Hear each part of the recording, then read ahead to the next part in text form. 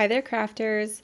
Today's card I'm using a stamp set by Stampendous called Peeking Pals, and I need a reverse image. So what I've done is I've popped it into my printer. I actually screenshotted the image, took a picture of it, popped it into my printer, scanned it, and I'm just printing it in reverse right there. So you'll see in a moment here where I show you the actual stamp set, and then you can see the images are reversed. I also made it a little bigger. The image I'm after is the giraffe. I'm about to color it here. I have my Copic markers here ready to go.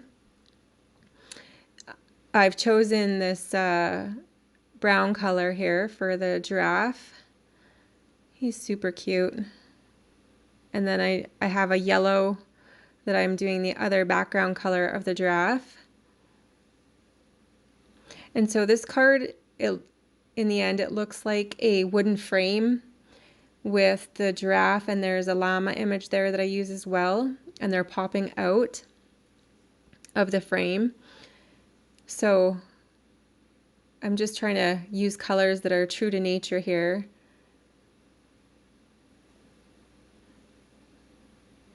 I love my Copic markers. They're a wonderful coloring resource. And if you buy Copic markers, spend the extra bit of money to have them refilled professionally, or buy the reinkers yourself and do it yourself. Some places will let you refill for $3 or $5 per marker, which really isn't that much money. It's really not that expensive. So here I've got the llama, and I'm going to stamp the cutie little llama. I just bought a reinker for the black of my Copic marker, and I'm so glad that I went with Copics because they are refillable. You don't have to keep buying markers over and over. And the quality of Copic markers is just superior to most other brands.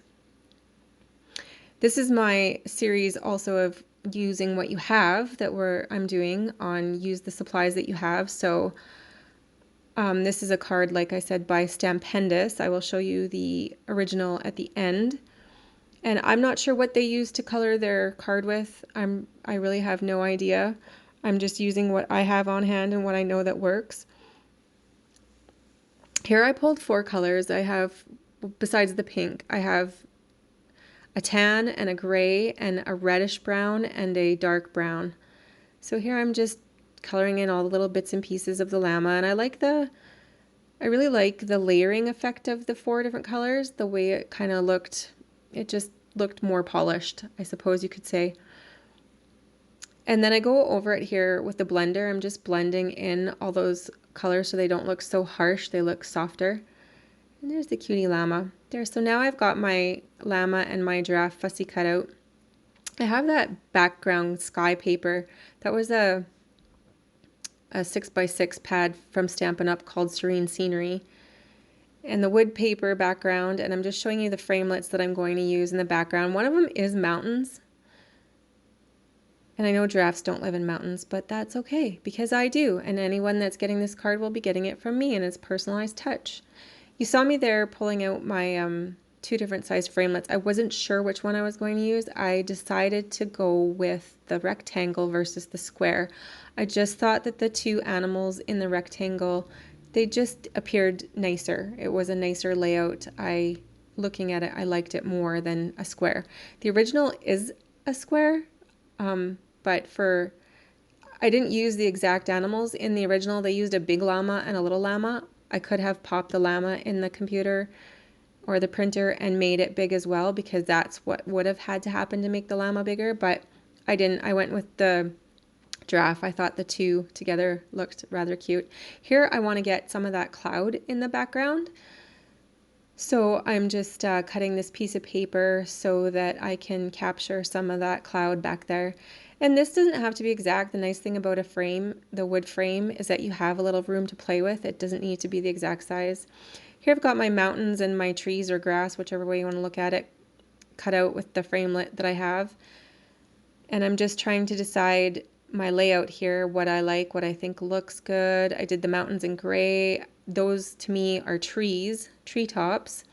and then maybe some dirt or sand in the foreground with the brown or tan piece. So I'm just laying it all out here and trying to figure out what I like best, and then once I get it settled here, I trim it up. I've got it glued down and now I'm just going to trim it up. For the first cut here, I use my Stampin trimmer from Stampin' Up. But for the second two cuts, I decided it was easier just to hand cut them since they were such a small piece.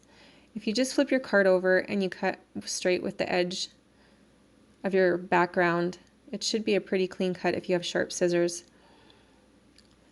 I like the giraffe and the llama both in behind the frame. On the original, the llama that comes out from the left-hand side is in front of the frame. I just like this look better.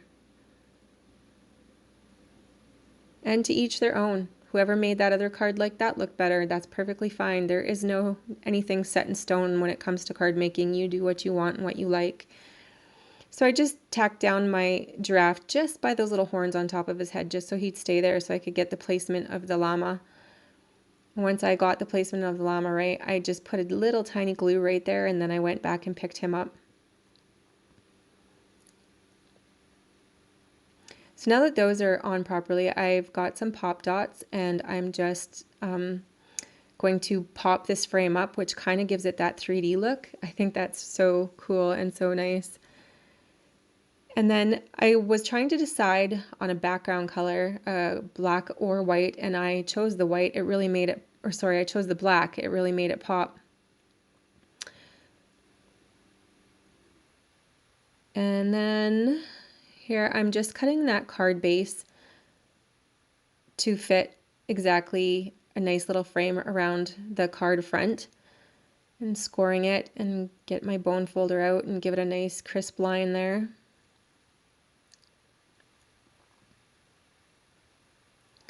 And using my ATG gun just to glue around the edges of the card face and glue it down.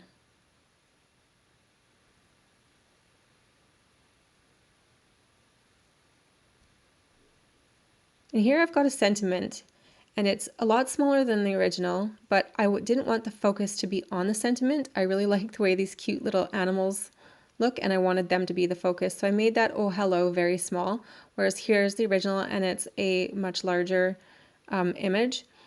I always finish off my cards with this personalized barcode stamp, better than a Hallmark card.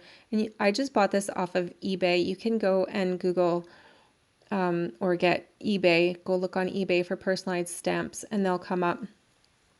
And on the inside, I always make my cards a gift. So my cards are a gift themselves. What all the person has to do is take out this lightly glued in white piece of paper that I put in here. That's where I will write my message.